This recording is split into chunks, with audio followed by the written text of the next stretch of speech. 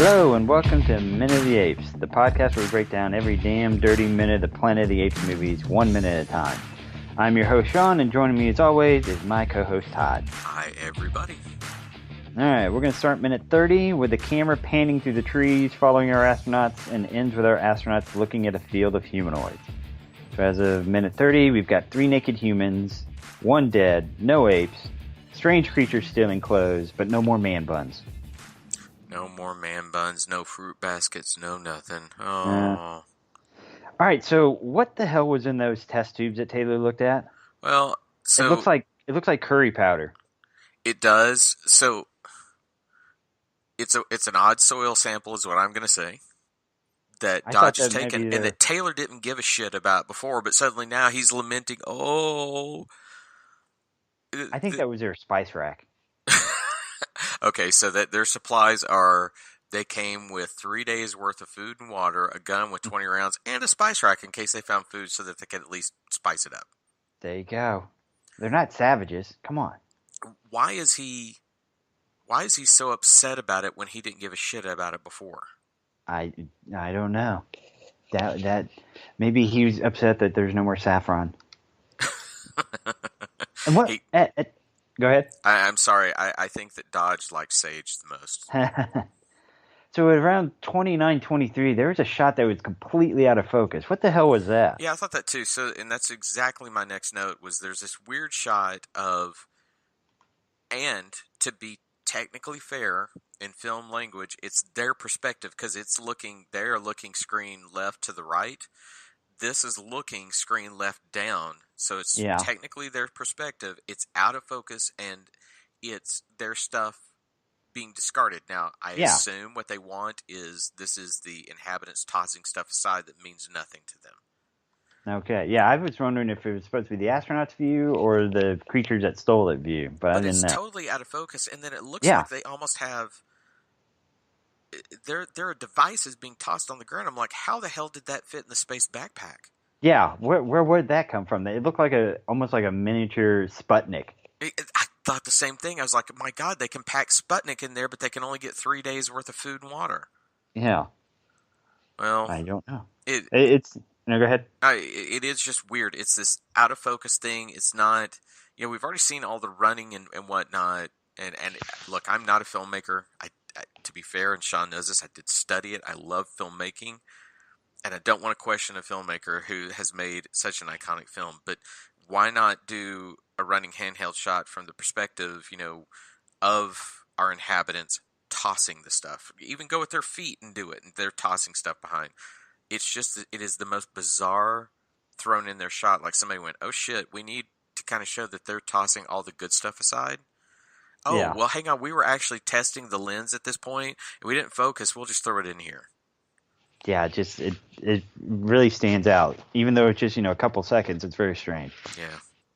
And as they're running around or chasing these people, and Taylor's grabbing some clothing and then just throwing away. I'm like, why the hell are they? They seem rather unconcerned with their clothing. They're just discarding it. But then you go and find out that everything's been shredded, which naturally makes me think that these are humans that were following the ANSA protocol. If you find something, you destroy it, and then you just toss it away, like a plant. Maybe so. Maybe we'll find out by the end of this film that they were trained by ANSA. I don't know, but it does leave this, outside of wanting to jack with our astronauts, what were they doing? What was their intent? What was their hope with all this stuff? Were they looking for food? And when they found Sputnik in there, they said, oh, I can't do anything with this. So let's just destroy everything? Yeah. Yeah, I don't know what their end goal was. But what I want to know is, all right, so the 3 astronauts end up there. They find the clothes that they're going to potentially wear. But what is the yellow thing that Dodge picks up? It's like, is that part of a raft or something? I can't figure out what that came from. I actually have that in my note for the next minute, because you do see it here briefly, but in the next minute, and I won't get into it, but I thought the same thing, Sean. I thought, okay, did they deflate the raft that they went in and put it in one of the backpacks? Again, how did they fit that in the backpack? Well, not only that, holy shit, if I'm going to put a dinghy in there, could I not put at least 2 more days worth of food in there instead? Yeah. Because why would you assume that you're going to need a dinghy anyways? Because right now, every time I see water, I strip my clothes off and jump in. Yeah. I don't need the dinghy. So, yeah, I thought the same thing. I thought, boy, he's got a weird space poncho. Yeah. Yeah, it's a good thing that the humanoids didn't destroy two pair of pants, but the third, you get to wear the poncho. Well, and also, you look at that. Could he not have simply just picked up something and tied around his waist Around his instead of waist, wearing? yeah. Yeah. Maybe he was expecting rain. He's been to a couple of concerts and he thought, no, guys, hey, I've been out there when things get a little messy with the rain, so I'm going to wear the space poncho. Yeah. So finally, we have officially we can see what the creatures were on the top of the hill and still in the clothes. We have a mess of humanoids now. It only took 30 minutes, but we actually have more characters in here now. Which does fit into Sid Field's rule of screenwriting, which is give me major turns about every 30 minutes and the audience will stick with you. So you're right. It hits the 30-minute mark and we get brand new information, which is this isn't just a few jackwagon local inhabitants. This is a hippie commune that exists here. They're all milling about very peacefully. They've been jacking with them and now they come across them and everybody's sort of peacefully going, hey, here we are. Yeah, we'll steal your clothes and destroy it, but hey, what's up? But we're awful cool. We're hanging. Just chill with us. Yeah. But again, it's one. These are. I think we're starting to get into the minutes where things are actually going to finally start kicking off. Like you said, the 30-minute mark.